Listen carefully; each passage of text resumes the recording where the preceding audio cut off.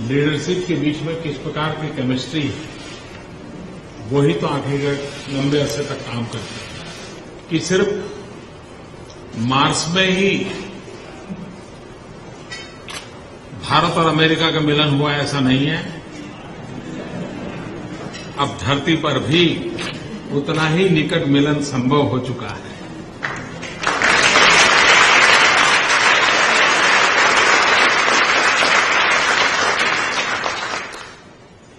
कुछ कठिनाइयां जरूर हैं। आप 120 वोल्ट की सिस्टम वाले हैं, मैं 220 वोल्ट वाला हूं,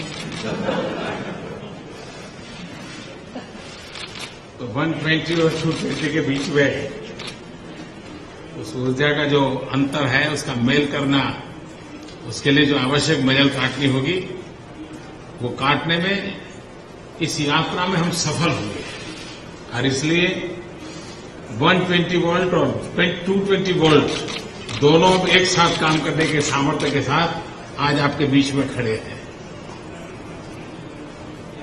मैं इन दोनों महानुभावों के विषय में एक बात कहता हूं। आमतौर पर राजनीतिक जीवन में सरल रास्ते पर चलना सब पसंद करते हैं,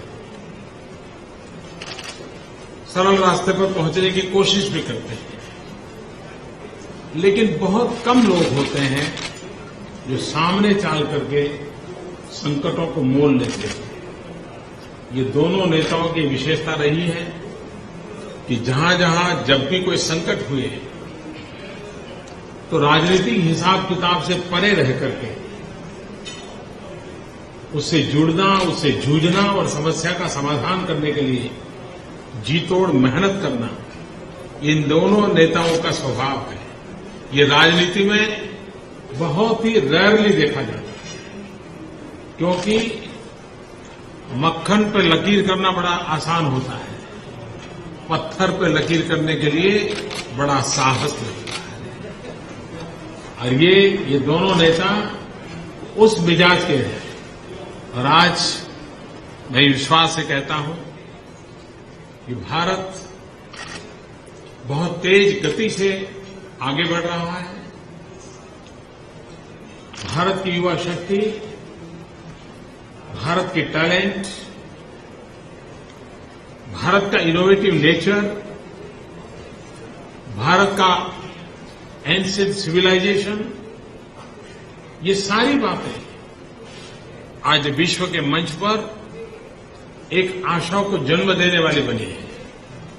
और विश्व की जो आशाएं हैं, उन आशाओं को पूर्ण करने के लिए भारत प्रतिबद्ध है, भारत कटिबद्ध है। और मैं विश्व समुदाय को और खास करके अमेरिका को विश्वास दिलाता हूं कि विश्व जिन आशाओं और आकांक्षाओं के लेकर के भारत की तरफ देख रहा है, भारत उसके लिए सज्ज हो चुका है।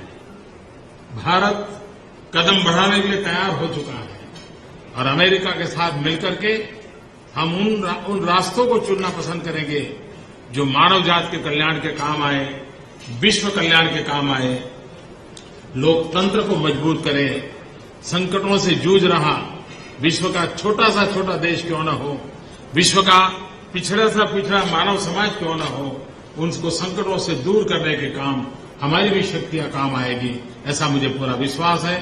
बहुत ही सफल यात्रा के बाद आज इस महत्वपूर्ण समारोह में मुझे आप लोगों से मिलने का अवसर मिला है।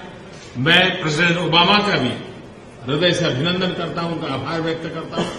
उन्होंने काफी समय निकाला, लंबे अरसे तक कल और आज साथ रहे, और आज तो वो मेरे साथ शेयर करने के लिए भी निकल पड़े थे। तो इतनी सहजता के साथ इन हमारे संबंधों ने एक नया आयाम दिया है। मैं इसके लिए प्रेसिडेंट ओबामा का भी हृदय से बहुत बहुत आभार व्यक्त करता हूं।